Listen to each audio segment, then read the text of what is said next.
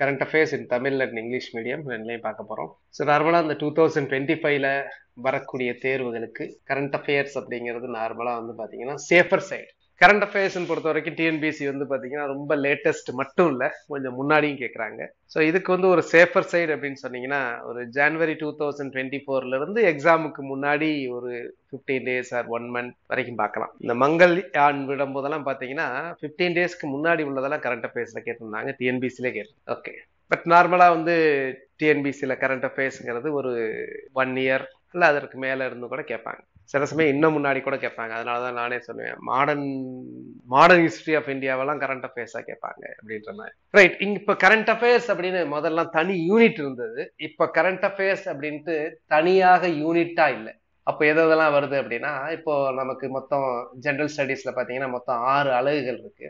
அதுல நீங்க current affairs அப்படின்னு பாத்தீங்கன்னா இங்க வந்து பாருங்க, latest inventions in science and technology, அறிவியல் மற்றும் தொழில்நுட்பத்தில் புதிய கண்டுபிடிப்புகள், அது சம்பந்தப்பட்ட விஷயங்கள். அதுக்கப்புறம் வந்து பாத்தீங்கன்னா அறிவியல்ல கரண்ட் அஃபேர்ஸ் அப்படின்னு சொல்லக்கூடிய, அறிவியல்ல கரண்ட் அஃபேர்ஸ் அப்படின்னு சொல்லும் போது எங்க வந்து இந்தியாவிலேயோ இல்ல உலகத்திலேயோ லார்ஜஸ்ட், எப்பவுமே இந்த சூப்பர்லேட்டிவ்ஸை கேட்பாங்க. இப்ப சோலார் பார்க் அந்த மாதிரி எங்க அதிக பெரியதாக இருக்கிறது, ஸோ அந்த மாதிரி விஷயங்கள் சூப்பர்லேட்டிவ்ஸ் அப்படின்னு சொல்லக்கூடியதை கேட்பாங்க.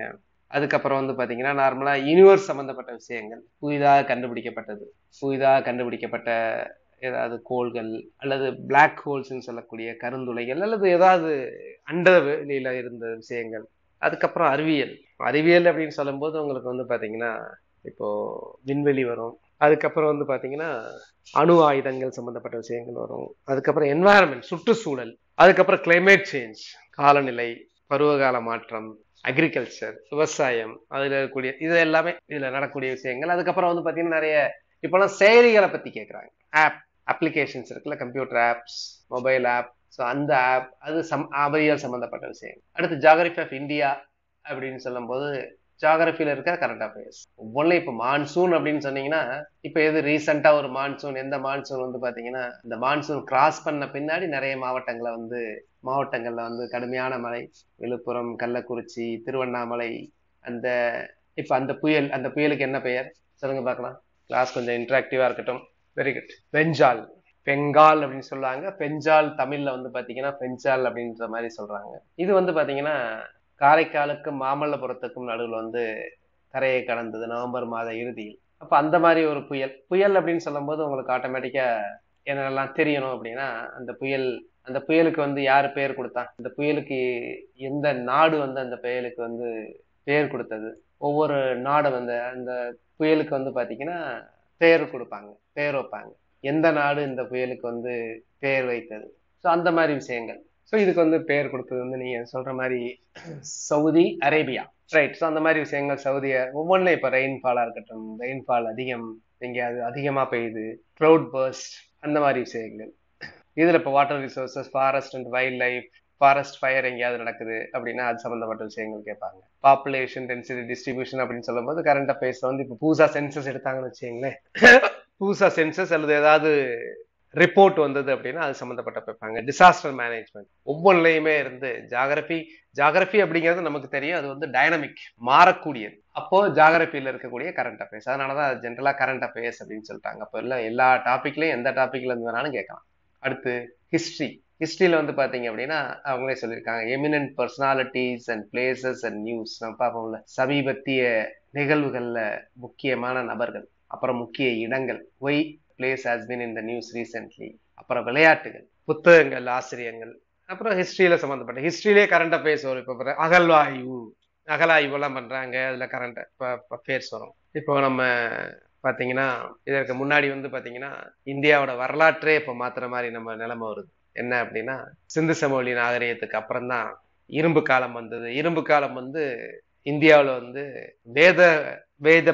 வேதகால மக்கள் வந்த பின்னாடிதான் வந்தது. 1500 வாக்குல தான் வந்ததுன்னா சொன்னாங்க. ஆனா இப்போ தமிழ்நாட்டுல வந்து பாத்தீங்கன்னா எங்க வந்து இந்த அறிவியல் பூர்வமாக ப்ரூவ் பண்ணியிருக்கோம். இப்போ சிஎம் கூட சொன்னாங்க, அறிவியல் பூர்வமாக நம்ம வந்து ப்ரூவ் பண்ணியிருக்கோம். அயனேஜ் வந்து நம்ம நார்த் இந்தியால 1500 BCEன்னு சொன்னோம், பிஃபோர் காமன் ஈரா, அதாவது பொது ஆண்டுக்கு முன் அப்படின்னு சொன்னோம்.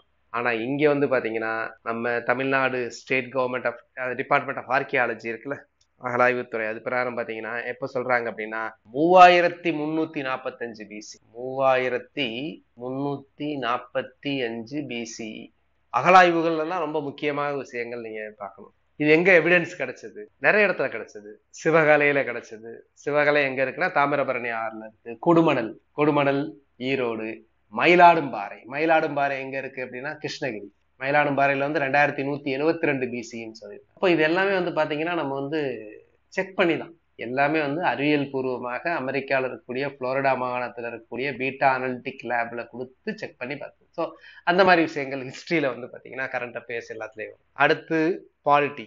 பாலிட்டியில நீங்க பாத்தீங்க அப்படின்னா தனியாவே கரண்ட் அஃபேர்ஸ். பாலிட்டியில என்னென்ன கரண்ட் அஃபேர்ஸ் வரும் அப்படின்னா எல்லாம் நிறைய கரண்ட் அஃபேர்ஸ் வரும். இப்போ பாலிட்டியை பொறுத்த வரைக்கும் இந்திய அரசியலமைப்பு துறை, இந்திய அரசியலமைப்பு எத்தனை முறை இதுவரைக்கும் வந்து பாத்தீங்கன்னா அமெண்ட்மெண்ட் பண்ணப்பட்டுள்ளது. அமெண்ட்மெண்ட் அப்படின்னா என்ன அர்த்தம் அப்படின்னா சட்ட திருத்தங்கள் மேற்கொள்ளப்பட்டது. எதுவுமே வந்து பாத்தீங்கன்னா மாற்றம் ஒன்றே மாறாதது அப்படிங்கிறது நமக்கு தெரியும்.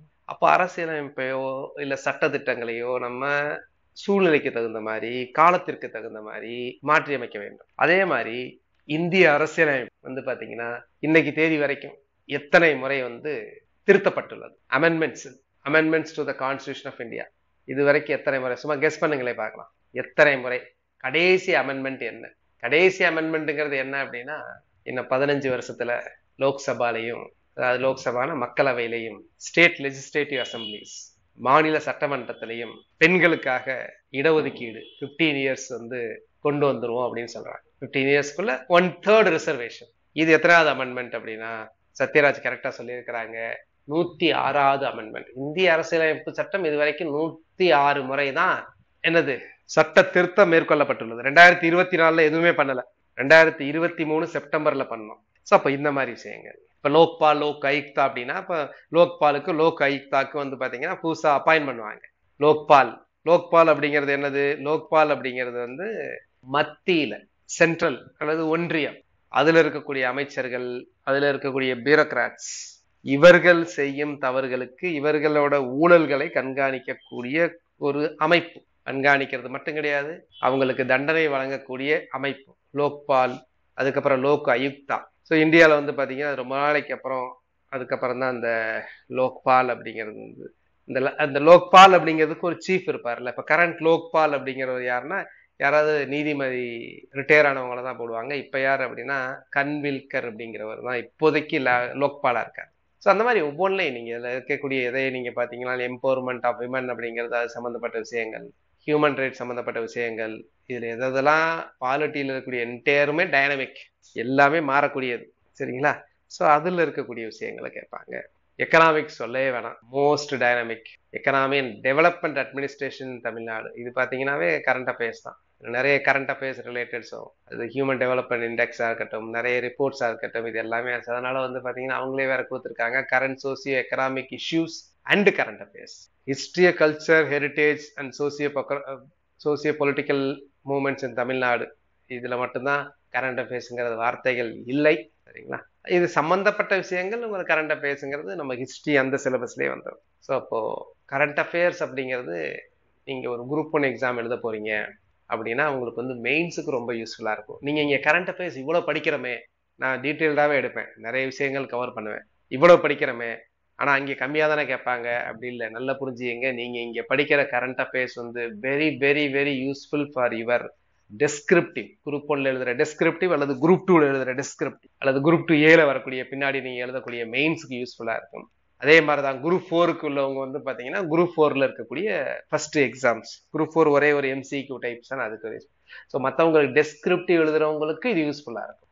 ஒரு குவாலிட்டி கண்டென்ட் கொடுக்கறதுக்கு வந்து பாத்தீங்கன்னா நிறைய கரண்ட் அஃபேர்ஸ் விஷயங்களை தான் நம்ம நிறைய சேர்க்க வேண்டியது. அதனால நம்ம நிறைய படிக்கிறோம் அப்படிங்கிறதுலாம், ஏன்னா அவங்க எதுவே கேட்பாங்க. கரண்ட் அஃபேர்ஸ்ங்கிறது வாஸ்ட் சிலபஸ், எது வேணாலும் கேட்கலாம். அப்ப கரண்ட் அஃபேர்ஸ் நீங்க ரியலா நீங்க கத்துக்கும் போது உங்களுடைய நாலேஜ் வந்து ரொம்ப ஒரு நாலேஜ் இஸ் பவர் அப்படின்னு சொல்லுவாங்க.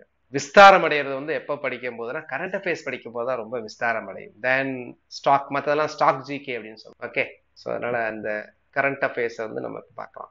இந்த கரண்ட் அஃபேர்ஸ் அப்படிங்கிறது நார்மலா ரெண்டா பிரிப்போம். ப்ராடா மேக்ரோ லெவல்ல அப்படின்னு சொல்லும் போது வந்து பாத்தீங்க அப்படின்னா நேஷனல், இன்டர்நேஷனல் அல்லது இந்தியா, வேர்ல்டு அப்படின்னு சொல்லுவாங்க. அதுல இந்தியா அப்படின்னு சொல்லும் போது தமிழ்நாடு கரண்ட் அஃபேர்ஸும் முக்கியம். அப்ப இன்னும் நம்ம மேக்கரா பண்றதுன்னா ஸ்டேட், இந்தியா, அதுக்கப்புறம் வந்து வேர்ல்டு அப்படின்ற மாதிரி நம்ம பார்க்கணும். அதுக்குள்ள சப்டிவிஷன்ஸ் நிறைய இருக்கு. நான் சொன்ன மாதிரி ஸ்போர்ட்ஸ் இருக்கு, பர்சனாலிட்டிஸ் இருக்கு, பிளேசஸ் ஆஃப் இம்பார்ட்டன்ஸ் இருக்கு, புக்ஸ் அண்ட் ஆத்தர்ஸ் இருக்கு, சயின்டிபிக் லேட்டஸ்ட் டிஸ்கவரிஸ் விஷயங்கள் இருக்கு, அவார்ட்ஸ் இருக்கு, அப்புறம் முக்கியமான செயலிகள் நான் சொன்னேன், அப்புறம் கவர்மெண்டோட ஸ்கீம்ஸ் இருக்கு. அது ரொம்ப முக்கியமானது. Government schemes both central as well as state governments. இந்த மாதிரி நிறைய விஷயங்கள் வந்து பாத்தீங்கன்னா இதெல்லாம் உள்ள சப் இதுல வரும். ஸோ இப்போ ப்ராடா பாத்தீங்கன்னா நம்ம நேஷனல் அதிகமா கேட்கக்கூடியது வந்து பாத்தீங்கன்னா நம்ம இந்தியா கேட்பாங்க, வேர்ல்டும் கேட்பாங்க, அதிகமாக இந்தியா கேட்பாங்க. அதுல தமிழ்நாடு ஸ்பெசிபிக் கொஸ்டின்ஸ் உங்களுக்கு வரும். ஓகேங்களா?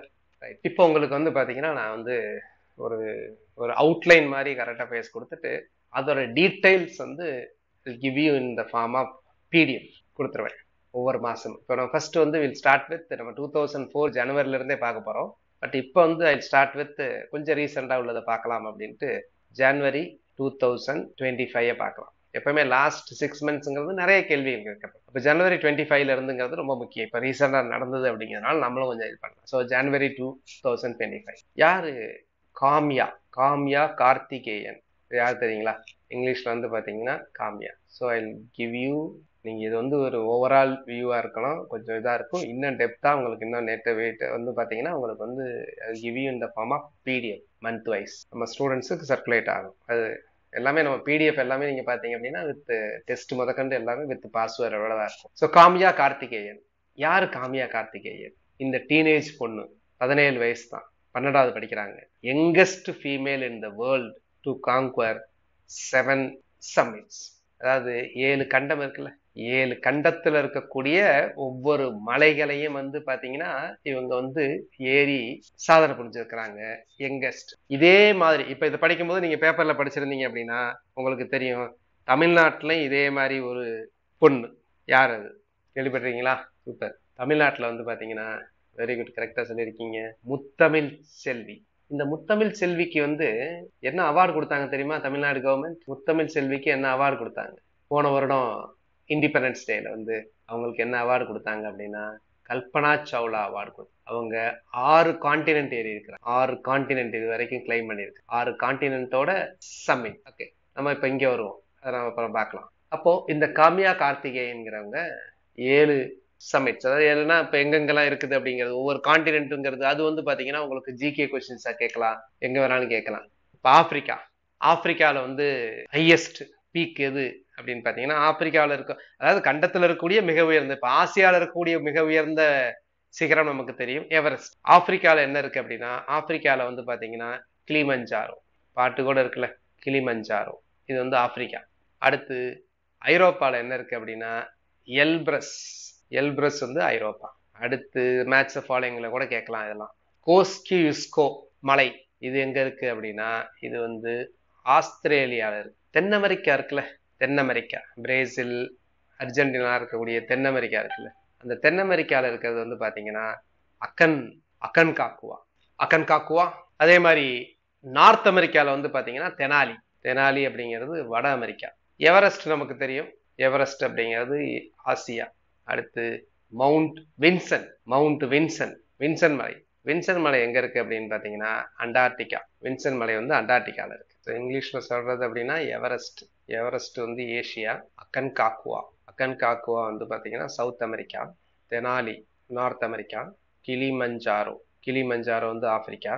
மவுண்ட் எல்பிரஸ், எல்பிரஸ் வந்து பாத்தீங்கன்னா யூரோப் ரெனவைஸ் ஆயிருக்கு. Mount Vinson Antarctica. 7 யாருதான் எழுதியிருக்கிறேன், ஆப்பிரிக்கா எழுதிட்டேன், ஐரோப்பா எழுதிட்டேன், ஆஸ்திரேலியா எழுதுறேன். ஆஸ்திரேலியா, இது வந்து ஆஸ்திரேலியா. இப்ப இதுலயே ஒரு கொஸ்டின்ஸ் கேட்கலாம், இந்த கான்டினென்ட்ல இருக்கிறதுலயே எது வந்து ஹையஸ்ட் பீக் அப்படிங்கிறது நமக்கு தெரியும், எவரெஸ்ட், ஏன்னா உலகத்திலேயே மிக உயர்ந்த சிகரம்.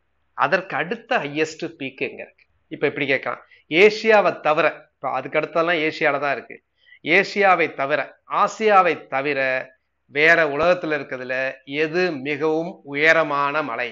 சொல்லுங்க பார்க்கலாம். ஏசியாவை தவிர வெளியில இருக்கிறதுல, வெளியில இருக்கிறதுல எது உயரமான மலை, உயரமான சிகரம்? இப்ப ஃபர்ஸ்ட் அங்கதான் இருக்கு, செகண்டும் K2ன்றது இங்கதான் இருக்கு, இன்னும் அதற்கப்புறம் கஞ்சன்ஜங்கா இதெல்லாம் இங்கதான் இருக்கு. அது எல்லாமே 8000 அந்த மாதிரி 7000 அந்த ரேஞ்சில இருக்கு. பட் அதுக்கு கீழே இருக்கிறதுல எது இருக்கு அப்படின்னா சவுத் அமெரிக்காவில் இருக்கக்கூடிய, தென் அமெரிக்காவில் இருக்கக்கூடிய அக்கன்காக்குவா தான் வந்து பாத்தீங்கன்னா ஹையஸ்ட் பீக். எங்க? அவுட் சைடு ஏசியா, ஆசியாவை தவிர வெளியில இருக்கக்கூடியதுல பெரிய இது. அடுத்து CR450 என்ன? What is CR450? CR450 அப்படிங்கிறது என்ன அப்படின்னா சைனாவோட இப்போ இருக்கக்கூடிய வேர்ல்ட்ஸ் ஃபாஸ்டஸ்ட் ஹை ஸ்பீட் ட்ரெயின்ஸோட புரோட்டோடைப், அதோடைய மாதிரி. புரோட்டோ அப்படின்னா மாதிரி, சீக்கிரம் வந்து அது வந்து வெளியிட உள்ளாங்க. ஸோ இது வந்து பாத்தீங்க அப்படின்னா ஒரு 450 கிலோமீட்டர் வரைக்கும் ஸ்பீட் போகக்கூடியது. சைனால இருக்கக்கூடிய வேர்ல்டு ஃபாஸ்டஸ்ட், உலகத்திலேயே மிகவும் வேகமாக போகக்கூடிய ட்ரெயின் CR450 அப்படிங்கிறது சைனாவோட. அடுத்து வந்து பாத்தீங்கன்னா நம்மளுடைய இந்தியாவோட ராணுவ தளவாடங்கள் ஏற்றுமதி, ராணுவ தளவாடங்களை நம்ம ஏற்றுமதி வேற பண்றோம். இந்தியாவோட டிஃபென்ஸ் எக்ஸ்போர்ட்ஸ் வந்து பாத்தீங்கன்னா இப்போ 20,000 crores நம்ம ஏற்றுமதி பண்றோம். அதாவது இந்தியாவோட டிஃபென்ஸ் எக்ஸ்போர்ட்ஸ், ராணுவ தளவாடங்களை இங்கேயே நம்ம தயாரிச்சு நம்ம ஏற்றுமதி பண்றது வந்து பாத்தீங்கன்னா 21,000 கோடி. இதே ஒரு 10 வருஷத்துக்கு முன்னாடி பாத்தீங்கன்னா 2,000 கோடி தான் இருந்துச்சு. இப்ப 21,000 கோடிக்கு நம்ம ஏற்றுமதி பண்றோம். அதுலயும் இப்ப இருக்கக்கூடிய நம்ம டிஃபென்ஸ் மினிஸ்டர் என்ன சொல்றாங்க அப்படின்னா ஒரு டார்கெட் வச்சிருக்கிறாங்க, 50,000 கோடிக்கு ஏற்றுமதி பண்ணணும். எப்போ? பை 2029. 2029 வாக்குல 50,000 கோடி ரூபாய்க்கு ஏற்றுமதி ராணுவ தளவாடங்களை பண்ணணும். இப்ப 2024, 25 இப்ப நடந்துகிட்டு இருக்க பினான்சியல் இயர் இருக்குல்ல, 24, 25 முடிய போகுது. 24, 25 எப்ப முடியும்? பினான்சியல் இயருங்கிறது எப்போ? ஏப்ரல் 1ல இருந்து ஆரம்பிச்சு மார்ச் 30 வரைக்கும் முடியும், மார்ச் 31 வரைக்கும். இப்ப நடந்துகிட்டு இருக்கிறது 2024, 25. பட்ஜெட் இப்பதான் போட்டாங்க. பட்ஜெட் எதற்கான பட்ஜெட் போட்டது அப்படின்னா, பட்ஜெட் போட்டது வந்து 2025, 26க்குரிய பட்ஜெட். அதான் தாக்கல் பண்ணாங்க நம்ம பினான்ஸ் மினிஸ்டர். அது ஒரு விஷயம் அப்புறம் நம்ம பார்க்கலாம். பட்ஜெட்ல ஒரு 3 விஷயத்த பார்ப்பாங்க எப்பவுமே வரக்கூடிய அகாடமிக் இயருக்கு போடக்கூடியதான் பட்ஜெட். ஸோ வரக்கூடிய அகாடமிக் இயர், கரண்ட் அகாடமிக் இயரோட ரிவைஸ்ட் எஸ்டிமேட்ஸை விடுவாங்க. கரண்ட் அகாடமிக் இயருங்கிறது எது? 2024-25. ப்ரிசீடிங் பினான்சியல் இயர் வந்து முடிஞ்சிருக்கும், அதோட ஆக்சுவல்ஸை விடுவாங்க. ஆக்சுவல்ஸ் என்னது? எக்ஸாக்டா எவ்வளவு நடந்தது. பட்ஜெட்னா என்ன அப்படின்னா இவ்வளவு செலவு பண்ணலாம், இவ்வளவு செலவு வரும், இவ்வளவு வரவு வரும் அப்படின்னு நம்ம எதிர்பார்க்கறது. ஆனா அப்படிதான் வரணும்னு அவசியம் கிடையாது. எக்ஸாக்டா எப்படி வரும்? வரவே வராது. நம்ம வீட்டிலேயே வந்து பட்ஜெட் போடுவோம், இந்த மாசத்துக்கு எவ்வளவு செலவு வரும், இந்த மாசத்துக்கு எவ்வளவு வரவு வரும் அப்படிங்கிறது. அப்ப வரவுங்கிறது நம்ம கரெக்டா சொல்ல முடியாது, செலவுங்கிறது கரெக்டா சொல்ல முடியாது. வரவுங்கிறது யாருக்கு ஓரளவு சொல்லலாம் அப்படின்னா கரெக்டா சொல்லலாம். யாருக்கு ஓரளவு கரெக்டா வரவு இவ்வளவுதான் அப்படிங்கிறத கரெக்டா யாருக்கு சொல்ல முடியும் அப்படின்னா நேர்மையான அரசு அலுவலர்களுக்கு சொல்ல முடியும் வரவு. அதான் நான் சொன்னேன், நேர்மையானதுன்னு ஏன் சொன்னேன்றது உங்களுக்கு புரியும். நேர்மையான அரசு அலுவலர்கள்லாம் இந்த மாசத்துக்கு எவ்வளவுப்பா நமக்கு வரவு அப்படிங்கிறத அவங்களுக்கு தெரியும்னா அது சம்பளம் மட்டும்தான். மத்த யாருமே பிரைவேட்ல இருக்கிறவங்களுக்கு, பிரைவேட்ல வேலை பார்க்கறவங்களுக்கு சொல்லலாம். மத்த ஜென்ரலா இருக்கக்கூடியவங்க எல்லாம் இருக்காங்கல்ல, என்டர்பிரனர், அவங்களுக்குலாம் வந்து வருமா, எவ்வளவு வரும் அப்படிங்கிறதெல்லாம் ப்ரெடிக்ட் பண்ண முடியாது. எவ்வளவு ஸ்ட்ரீட் வெண்டர்ஸ் அவங்களுக்குலாம். அப்போ இந்த பட்ஜெட் அப்படிங்கிறது என்னது அப்படின்னா வரக்கூடிய பினான்சியல் இயர் 2025, 26 எப்ப ஸ்டார்ட் ஆகுது அப்படின்னா ஏப்ரல் 1, 2025 ஸ்டார்ட் ஆகுது. அதுல இருந்து மார்ச் 31, 2026 வரைக்கும் உள்ள பீரியடுக்கான வரவு செலவு திட்டத்தை தான் தாக்கல் பண்ணாங்க. அப்படி தாக்கல் பண்ணும் போது ஒரு 2 விஷயத்த பண்ணுவாங்க. என்ன விஷயத்த பண்ணுவாங்க அப்படின்னா இப்ப நடந்துகிட்டு இருக்க பினான்சியல் இயரோட ரிவைஸ்டு எஸ்டிமேட்ஸ் விடுவாங்க. ரிவைஸ்டு எஸ்டிமேட்ஸ்னா என்னதுன்னா, போன பட்ஜெட்ல இதுக்கு எஸ்டிமேஷன் கொடுத்துருப்பாங்கல்ல, போன பட்ஜெட்ல வந்து 2024, 25க்கு தானே தாக்கல் பண்ணியிருப்பாங்க. அதோட எஸ்டிமேட் இப்ப கொஞ்சம் ரிவைஸ் பண்ணியிருப்பாங்க. ஏன்னா இப்ப கிட்டத்தட்ட ஒரு 11 மாசம் முடிஞ்சு போச்சு அப்படிங்கிறது. அதே மாதிரி எதனுடைய டேட்டா நம்ம கையில இருக்கும் வரவு செலவோட டேட்டா அப்படின்னா இதற்கு முன்னாடி ப்ரிசீடிங் இயர் என்னது 2023, 24ஓட பினான்சியல் இயரோடது நமக்கு கண்டிப்பா டேட்டா இருக்கும். அதை வெளியிட்டுருவாங்க. நான் சொல்றது புரியுதா? எல்லா பட்ஜெட்லயும் 3 விஷயங்களை பத்தி பேசுவாங்க. எப்பவுமே பட்ஜெட் தாக்கல் செய்யும் போது நெக்ஸ்ட் பினான்சியல் இயர், அப்ப இப்ப இந்த பட்ஜெட் எடுத்துங்க. இந்த பட்ஜெட்டை பொறுத்த வரைக்கும் நெக்ஸ்ட் பினான்சியல் இயருங்கிறது என்னது? 2025-26. கரண்ட் பினான்சியல் இயருங்கிறது என்னது? 2024-25. ப்ரிசீடிங் பினான்சியல் இயர்ங்கிறது என்னது? முடிஞ்சு போச்சு. அதை பத்தி எல்லா டீடைல்ஸுமே நமக்கு தெரியும். கனவு, வரவு, செலவு எல்லாம் தெரியும். அது என்னது? 2023-24. நான் சொல்றது புரியுதுங்களா? நோவா? ஓகே. ரைட், நோனா நோன்னு சொல்லியிருக்கேன். நான் திரும்ப எக்ஸ்பிளைன் பண்ணிடுறேன். அது இது பட்ஜெட்டு ரொம்ப ரொம்ப முக்கியமான விஷயம். ஒரு பட்ஜெட்ல முக்கியமா எதை பத்தி பேசுவாங்க அப்படின்னா, இப்ப பட்ஜெட் எப்ப தாக்கல் பண்ணாங்க சொல்லுங்க. எந்த தேதியில பட்ஜெட் தாக்கல் பண்றாங்க? என்னைக்கு தாக்கல் பண்ணாங்க? தேதியெல்லாம் முக்கியம். எப்பவுமே எப்போ பட்ஜெட் தாக்கல் பண்ணுவாங்க? பட்ஜெட் தாக்கல் பண்றதுக்கு முன்னாடி என்ன இருப்பாங்கன்னா, எக்கனாமிக் சர்வே அப்படிங்கறத கொடுப்பாங்க.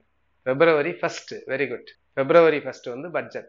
அப்ப இந்த பட்ஜெட்ல என்ன இருக்கும் அப்படின்னா, February அப்போ நெக்ஸ்ட் அடுத்த, நல்லா புரிஞ்சுக்கங்க, பட்ஜெட்டுங்கிறது மெயினா எது இருக்கு அப்படின்னா அடுத்த நிதியாண்டு. அடுத்த நிதியாண்டுங்கிறது என்னது அப்படின்னா 2025-26 இதற்கானதான் பட்ஜெட்டே. அப்ப பட்ஜெட்ல என்னது, இனிமே வர இந்த ஆண்டு வரவே இல்லை, இந்த நிதியாண்டு வரவே இல்லை. எப்போ வரப்போகுது அப்படின்னா ஏப்ரல் 1ல இருந்து வரப்போகுது. இந்த வரப்போறதுல எவ்வளவு நமக்கு வருமானம் வரும், வரியில எவ்வளவு வருகள், மற்ற வருமானம் எவ்வளவு வரும், எவ்வளவு செலவு வரலாம் அப்படிங்கிறத தோராயமா சொல்லக்கூடிய விஷயம் தான் இந்த பட்ஜெட்டே. இப்படி இந்த பட்ஜெட் சொல்லும் போதே இப்ப இருக்கக்கூடிய கரண்ட் நிதியாண்டு, நடப்புன்னு சொல்லுவோம். நடப்பு நிதியாண்டு என்னது?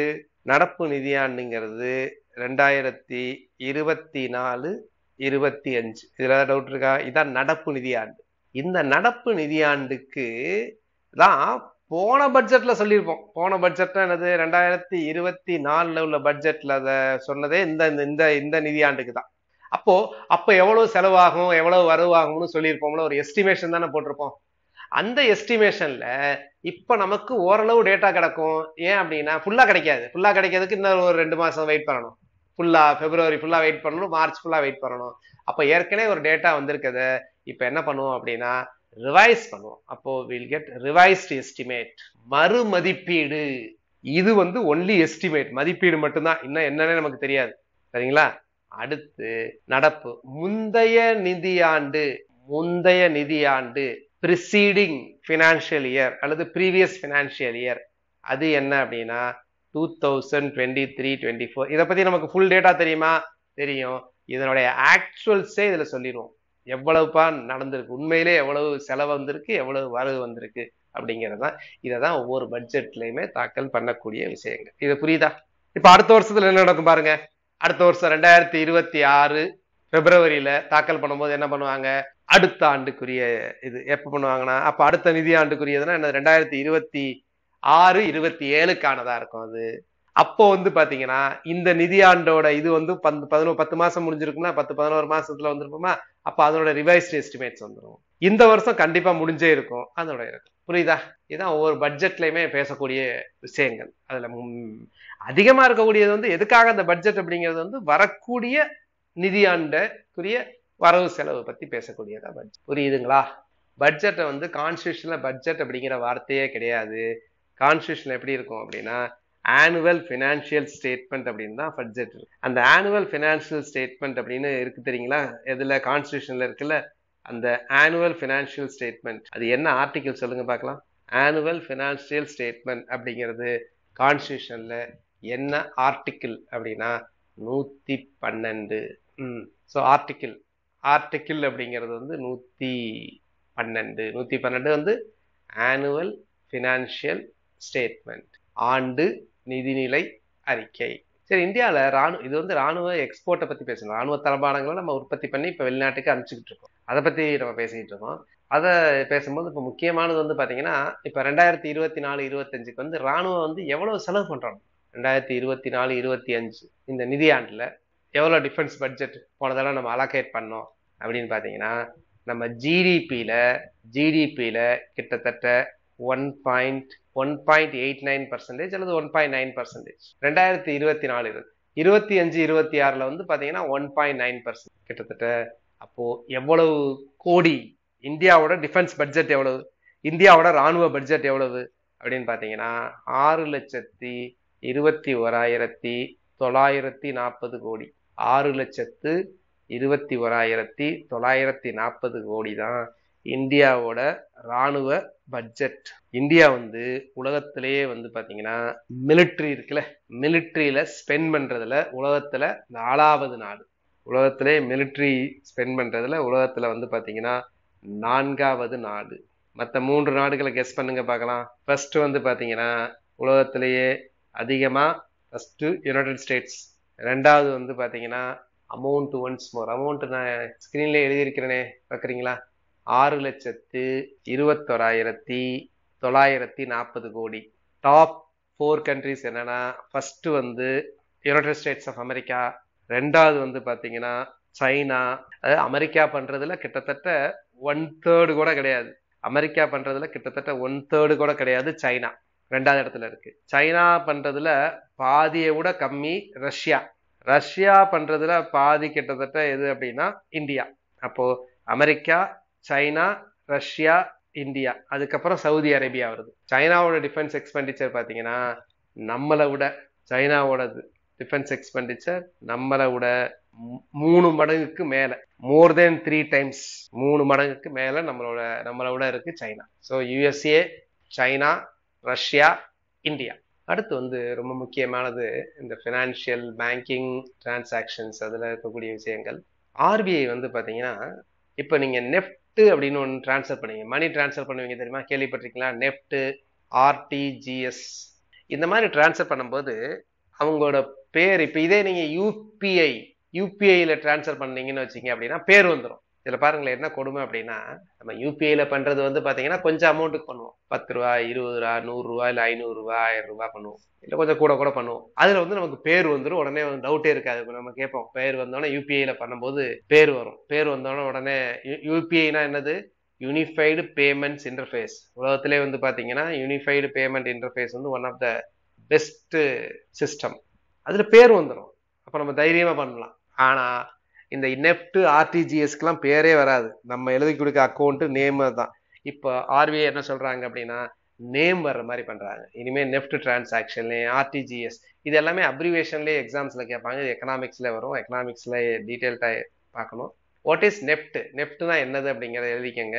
National electronic funds transfer. National electronic funds டிரான்ஸ்ஃபருங்கிறது தான் நெஃப்ட். ஒவ்வொன்றுக்கும் உள்ள வித்தியாசம் நான் உங்களுக்கு சொல்றேன். ஆர்டிஜிஎஸ் அப்படிங்கிறது என்னது அப்படின்னா real time cross settlement. UPI நான் சொல்லிட்டேன், அது யூனிஃபைடு பேமெண்ட்ஸ் இன்டர்ஃபேஸ். இன்னொரு விதமா நம்ம டிரான்ஸ்ஃபர் பண்ணுவோம். அதான் மூணு விதமா நார்மலா டிரான்ஸ்ஃபர் பண்ணுவோம். பேங்க்ல நீங்க போனீங்கன்னா யூபிஐங்கிறது நம்ம டிரான்ஸ்ஃபர் பண்றது. அடுத்து மூணாவது என்னது அப்படின்னா இமீடியட்டா போகக்கூடியது. அது என்னது அப்படின்னா ஐஎம்பிஎஸ். எல்லாம் அப்ரிவேஷன்ல கேட்டிருக்கிறாங்க. Immediate payment service.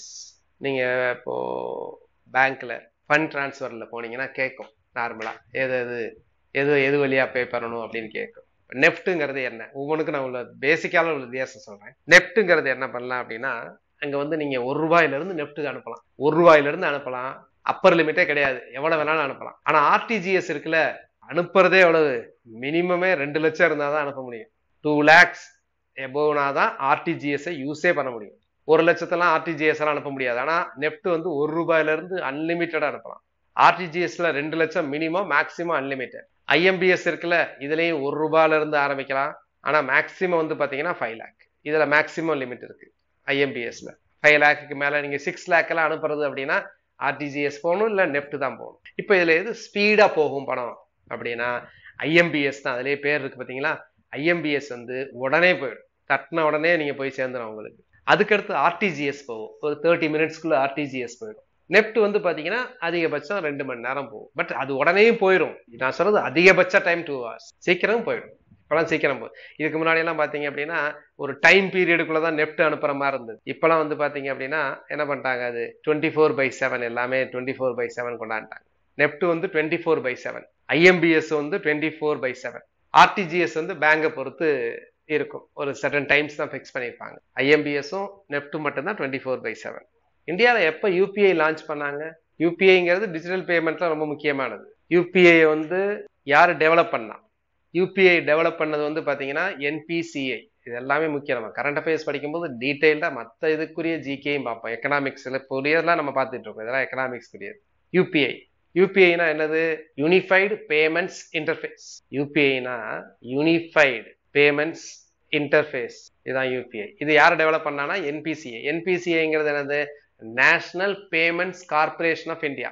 எழுதிக்கங்க, national payments corporation of India. இவங்க எப்போ டெவலப் பண்ணாங்க யூபிஐயை? யூபிஐ டெவலப் பண்ண வருடம் என்ன? யூபிஐ டெவலப் பண்ண வருடம் வந்து பார்த்தீங்கன்னா 11th April 2016, ஒரு 8 வருஷத்துக்கு முன்னாடி. அந்த யூபிஐ எனேபிள்டு ஆப் தான் நம்ம வந்து கூகுள் பிளே ஸ்டோர்லலாம் வச்சுருக்கிறோம்.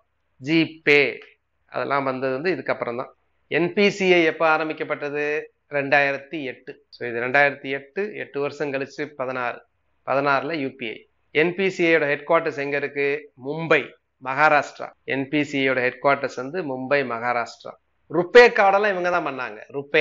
ருபே கார்டு இருக்குல்ல, ருபே கார்டு வந்து 2012. அதே மாதிரி பாரத் கியூஆர் வந்து 2017. பாரத் கியூஆர் வந்து 2017. கியூஆர்னா என்னது?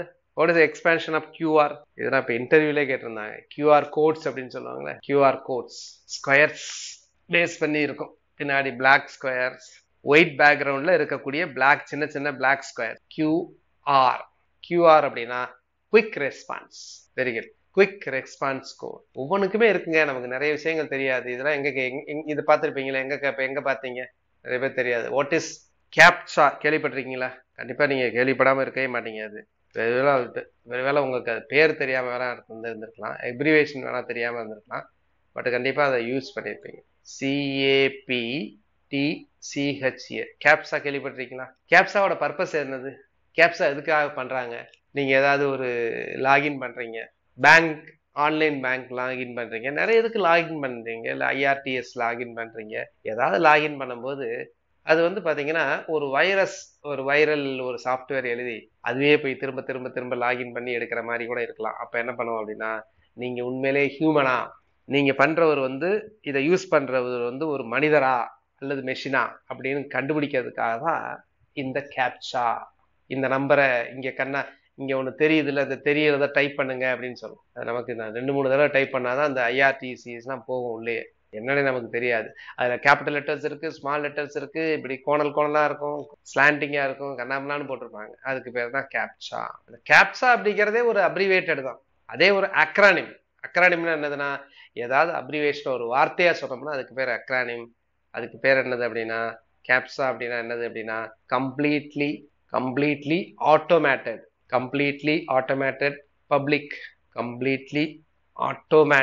Public Turing test to tell computers and humans apart.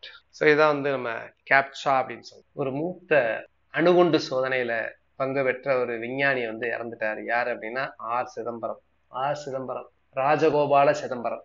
இந்த பொக்ரான்ல குண்டு வெடிப்பு நடந்துச்சுல்ல, அதுல இவர் முக்கிய பங்கு வகித்தார். 1974 நடந்தது. எங்க நடந்தது? பொக்ரான். இதெல்லாம் எப்ப நடந்தது எல்லாமே தெரியணும். பொக்ரான் எந்த தேதியே கேட்பாங்க.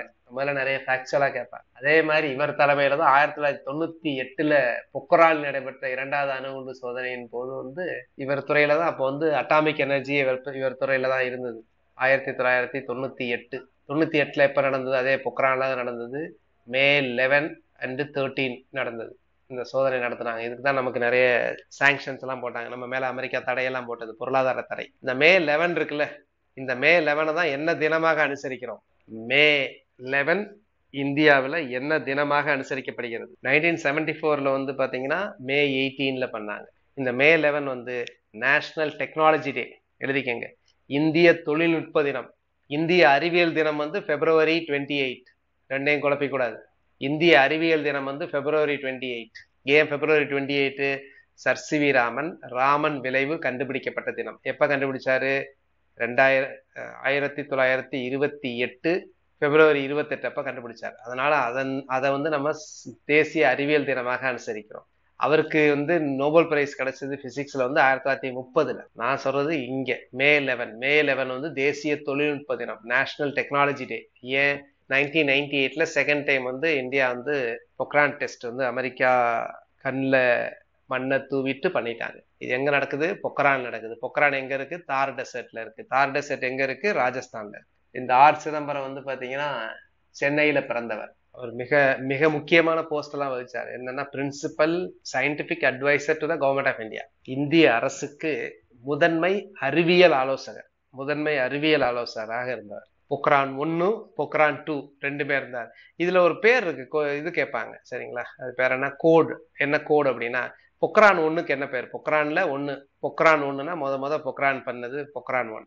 இதுக்கு என்ன, இந்த கோடு என்ன அப்படின்னா ஸ்மைலிங் புத்தா. இதுதான் இதனுடைய கோடு. ஒரு ப்ராஜெக்ட் பேர் போடுவாங்க, ஸ்மைலிங் புத்தா. இது என்ன தெரியுமா, 98ல நடத்தினாங்கல்ல பொக்ரான் 2, அதுக்கு என்ன பேர் அப்படின்னா ஆபரேஷன் சக்தி. ஆபரேஷன் சக்தி நடக்கும்போது யாரு பிரைம் மினிஸ்டர் ஆஃப் இந்தியா? 1974ல யாரு பிரைம் மினிஸ்டர் ஆஃப் இந்தியா? 1974ல வந்து ஸ்ரீமதி இந்திரா காந்தி. 1998ல வந்து அடல் பிகாரி வாஜ்பாய். ஏற்கனவே சொன்னேன், டிசாஸ்டர் மேனேஜ்மெண்ட் இதெல்லாம் நமக்கு சிலபஸ்ல இருக்க ரொம்ப முக்கியமானது இருக்கு. நம்ம பார்த்தோம் பெஞ்சால், இந்த பெஞ்சால் புயல் நவம்பர் 30ஆம் தேதி கரையை கடந்தது. நவம்பர் 30ல கரையை கடந்தது. பட் இந்த கரையை கடந்த தாக்கத்தால வந்து பாத்தீங்கன்னா தமிழகத்துல வந்து நிறைய இடத்துல வந்து கனமழை பெய்யுது, நிறைய இடத்துல வெள்ளப்பெருக்கெல்லாம் நடந்தது. குறிப்பா என்னென்ன மாவட்டம் அப்படின்னு பாத்தீங்கன்னா விழுப்புரம். இதெல்லாம் பாதிக்கப்பட்ட மாவட்டங்கள் அப்படின்னா விழுப்புரம், கள்ளக்குறிச்சி, விழுப்புரத்துல இருந்து பிரிஞ்சதுதான் கள்ளக்குறிச்சி, அதுக்கப்புறம் கடலூர், இங்க வந்து அதிகமா தாக்கம் இருந்தது. திருவண்ணாமலை, அதையும் தாண்டியெல்லாம் போச்சு. திருவண்ணாமலை, தருமபுரி, கிருஷ்ணகிரி. திருவண்ணாமலை, தருமபுரி, கிருஷ்ணகிரியிலாம் சில இடங்கள் மழையின் அளவு வந்து வழக்கத்தை விட அதிகமாக இருந்தது. திருவண்ணாமலையில இருந்தெல்லாம் மலையிருந்தெல்லாம் நிறைய பாறை மலை இதெல்லாம் ஏற்பட்டது, சரிவெல்லாம் ஏற்படுத்தது. இந்த பெஞ்சால் புயலை வந்து இயற்கை பேரிடாக தமிழக அரசு வந்து கெஜெட்ல அரசிதழில் வந்து வெளியிட்டாங்க. தீவிரமான இயற்கை பேரிடர் பெஞ்சால் புயலை வந்து தமிழக அரசு வந்து கெஜெட்ல வந்து வெளியிட்டாங்க. தமிழக அரசு வந்து பாத்தீங்கன்னா இந்த திருவள்ளுவர் திருநாள் அன்று விருதுகள் அறிவிப்பாங்க. அதுல 2024, 25க்கான விருதுகள் வழங்கப்பட்டது, அறிவிக்கப்பட்டது. 2024ஆம் ஆண்டுக்காக பெரியார் விருது, தந்தை பெரியார் விருது யாருக்கு வழங்கப்பட்டது அப்படின்னா திராவிடர் விடுதலை கழக பொதுச் செயலர் விடுதலை ராஜேந்திரன் அவர்களுக்கு வழங்கப்பட்டது. விடுதலை ராஜேந்திரன் அவர்களுக்கு வழங்கப்பட்டது. அம்பேத்கர் விருது யாருக்கு வழங்கப்பட்டது? அண்ணல் அம்பேத்கர் விருது. அண்ணல் அம்பேத்கர் விருது வந்து விடுதலை சிறுத்தைகள் கட்சி பொதுச் செயலாளர் இருக்காங்கல்ல, ரவிக்குமார் அவர்களுக்கு வழங்கப்பட்டது. 2025ஆம் ஆண்டுக்கான திருவள்ளுவர் விருது, இதெல்லாம் விருதுங்க. திருவள்ளுவர் விருது யாருக்கு வழங்கப்பட்டது அப்படின்னா புலவர் மு. படிக்கராமுக்கு வழங்கப்பட்டது. படிக்கராம். இதே 24ஆம் ஆண்டுக்கான, இதே 2024ஆம் ஆண்டுக்கான அண்ணா விருது எல். கணேசன் அவர்களுக்கு வழங்கப்பட்டது. மூத்த அரசியல் தலைவர் என். கணேசனுக்கு வழங்கப்பட்டது. பாரதியார் விருது பாடலாசிரியர் கவிஞர் கபிலனுக்கு வழங்கப்பட்டது. பாடலாசிரியர் கவிஞர் கபிலனுக்கு வழங்கப்பட்டது. பாரதிதாசன் விருது கவிஞர் செல்வ கணபதிக்கு வழங்கப்பட்டது. கவிஞர் செல்வ கணபதிக்கு வழங்கப்பட்டது. திருவிக விருது வி. கல்யாண சுந்தரனார் விருது எழுத்தாளரும் மருத்துவருமான ஜி.ஆர். ரவீந்திரநாத் அவர்களுக்கு வழங்கப்பட்டது. ஜி.ஆர். ரவீந்திரநாத், திருவிக விருது ஜி.ஆர். ரவீந்திரநாத் அவர்களுக்கு. அதே மாதிரி கியாப்பே, சொல்லின் செல்வர் என்று அழைக்கப்படக்கூடிய கியாப்பே விஸ்வநாதம் விருது யாருக்கு வழங்கப்பட்டது அப்படின்னா எழுத்தாளர் வேமு புதிய வெப்பன் அவர்களுக்கு வழங்கப்பட்டது. கலைஞர் விருது வந்து கலைஞர் கருணாநிதி அவர்களிடம் சிறப்பு உதவியாளராக பணிபுரிந்தவர் எழுத்தாளருமான முத்து வாவாசிக்கு வழங்கப்பட்டது. நான் சொன்ன மாதிரி இதை நீங்க எல்லாத்தையும் எழுதணும். ஏன்னா ஒரு தடவை எழுதுறது வந்து பாத்தீங்கன்னா நிறைய தடவை படிக்கிறதுக்கு சமம். அப்ப சில இதை நீங்க எழுத முடியலன்னா கூட ஒன்றும் பிரச்சனை இல்லை, பட் எழுதுறதுதான் முக்கியம். அதனாலதான் நானே எழுதுறேன். இதை பத்தி டீட்டெயில்டா உங்களுக்கு வந்து பாத்தீங்கன்னா பிடிஎஃப் நான் உங்களுக்கு கொடுத்துறேன். ஒவ்வொன்றும் எடுக்கிறது மட்டும் இல்லை, அதை தவிர என்ன எக்ஸ்ட்ரா விஷயங்கள் இது எல்லாமே பிடிஎஃப் உங்களுக்கு கிடைக்கும். ஓகே, நாளைக்கு வகுப்புல பார்க்கலாம். நாளைக்கும் இதனுடைய தொடர்ச்சி உண்டு. கணக்கும் இருக்கும், இதுவும் இருக்கும். நன்றி. ஸோ இந்த வகுப்புகள் நீங்க தொடர்ச்சி அட்டன் பண்ண விரும்புறவங்க, கோர்ஸ்ல ஜாயின் பண்ண விரும்புறாங்க, மேத்ஸுக்கோ இல்லை ஆன்லைனுக்கோ இல்லை டெஸ்ட்டுக்கோ, குரூப் 1, குரூப் 2, 2A, 4, இந்த நம்பரை சேவ் பண்ணிட்டு ஒரு வாட்ஸ்அப் மெசேஜ் அனுப்புங்க. நன்றி. ஃபர்ஸ்ட் டைம் இந்த சேனலை பார்க்குறவங்க சேனலை சப்ஸ்கிரைப் பண்ணுங்க. உங்களுடைய நண்பர்களுக்கும் பகிரவும். நிறைய யூஸ்ஃபுல்லான வீடியோஸ் இருக்கு. நன்றி.